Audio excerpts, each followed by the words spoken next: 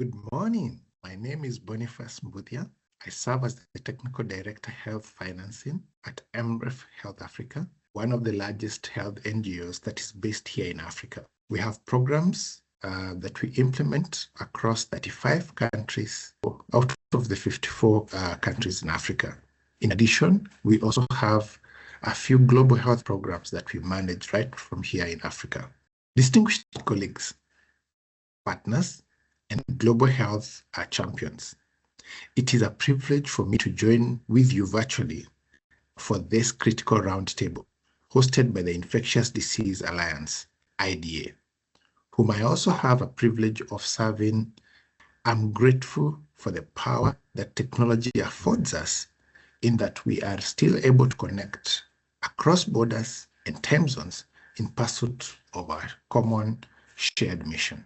The theme for this year's summit, taking responsibility for health in a fragmented world, could not be more timely. We are living through what many have called a polycrisis that is characterized by geopolitical instability, erosion of multilateralism, climate shocks, rising debt distress, and shrinking fiscal spaces for health. Yet, while we go through all this, the ambition for universal health coverage remains clear. Countries must continue to put more efforts in ensuring that they can be able to make progress towards the realization of universal health coverage. What must change is not our goal, such as universal health coverage, but rather the architecture through which we finance it. And that makes our conversation this morning very appropriate and very important. Today's global health financing system is under extreme structural stress. In many low and middle income countries, more than half of all health spending still comes from out-of-pocket payment. While this is available, its real effect is what we should pay attention to. It's forcing millions to choose between care and financial ruin. At the same time, external aid is plateauing or even rapidly declining. We all know the decisions that were made early this year and the effects they are likely to have across different countries. At the same time, external aid is plateauing or declining, and where it's still available, it's been redirected towards climate, migration, and security priorities. What that means for us is that both available domestic and external funding streams remain largely unpooled and unpredictable. This means that they have not sufficiently been able to address the challenges that require us to ensure that all people are included and not left behind as they seek for the needed health services. Further to this is the burden of debt. Over 60% of LMICs are now classified as high risk or are in debt distress, with some of the countries spending upwards of 70% of their domestic revenues on debt servicing, essentially only leaving less than 30% to be able to take care of all their many multiple needs. And that means when you have many needs, health becomes deprioritized. This leaves very little room for investments in health, and yet continued fragmentation across donors, disease programs, and even digital initiatives further contribute or further affect the efficiency and equity of health systems. The result then is a fragile system that is vulnerable to shocks and incapable of sustaining progress towards universal health coverage. That's why today the conversation must go beyond budget gaps. We must begin to imagine and design a new social contract on health financing, one that is resilient enough to be able to withstand future pandemics, equitable enough to leave no one behind, and country-owned enough to reflect national priorities. A key pillar of this transformation, then, is domestic resource mobilization. Governments must urgently explore innovative tax mechanisms that will, among others, consider the following: better use of sin taxes on items such as tobacco, alcohol, and sugary products.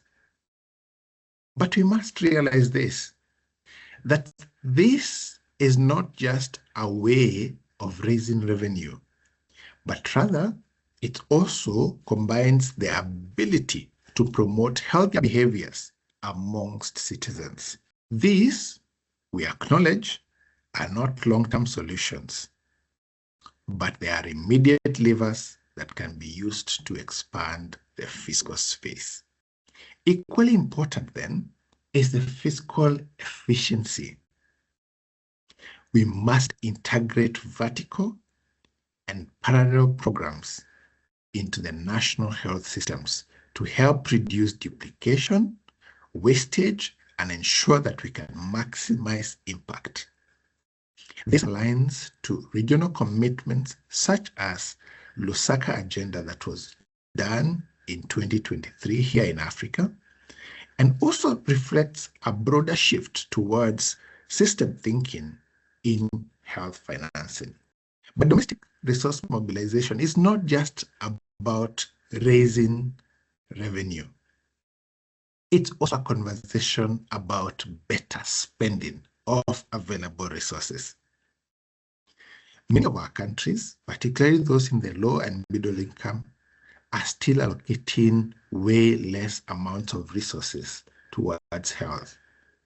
This is estimated at an average of less than 2% of their gross domestic product.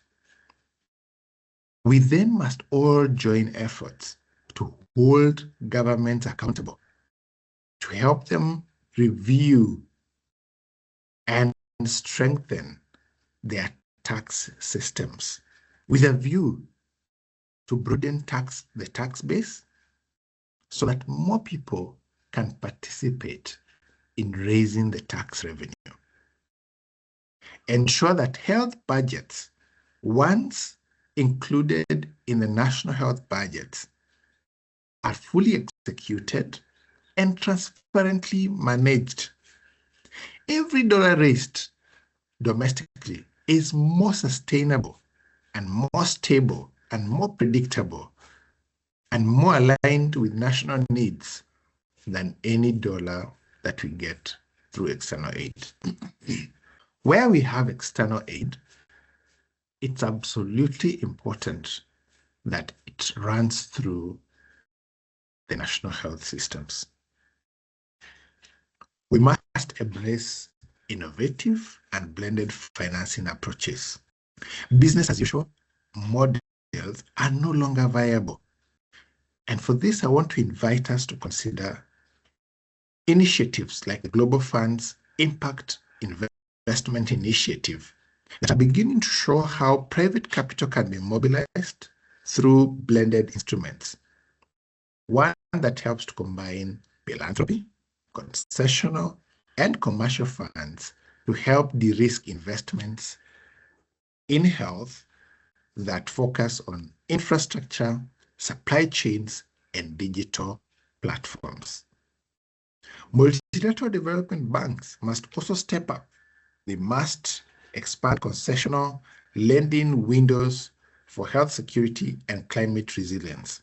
Financing regional laboratory networks, for example, is not just a health investment. It is a public good with regional and global returns. Colleagues, the clock is ticking. The decline of ODA threatens to reverse decades of progress in health system strengthening. We risk millions of preventable diseases and deaths, not because we lack solutions, but because we have failed to effectively finance them sustainably. Let us not leave this roundtable with only good intentions. Let us leave this with a shared commitment to reimagine global health financing architecture. As donors and implementing partners, we must connect those who fund global health with those who deliver it, ensuring that every dollar is strategic, country-owned, and ensures social protection goals are achieved. Let us then pivot from proactive, volatile funding to proactive and system investments for the health sector. Let us move from fragmented to integration. Let us move from short-term fixes to long-term resilience. I'm really excited that the conversation this morning will help amplify this conversation a little bit more. And I wish you a very fruitful discussion and hope to see you very soon. Let's keep focused on helping to change how funds are wired towards the health system. Thank you very much, and it's great to have an honor and privilege to speak to you this morning. Thank you very much.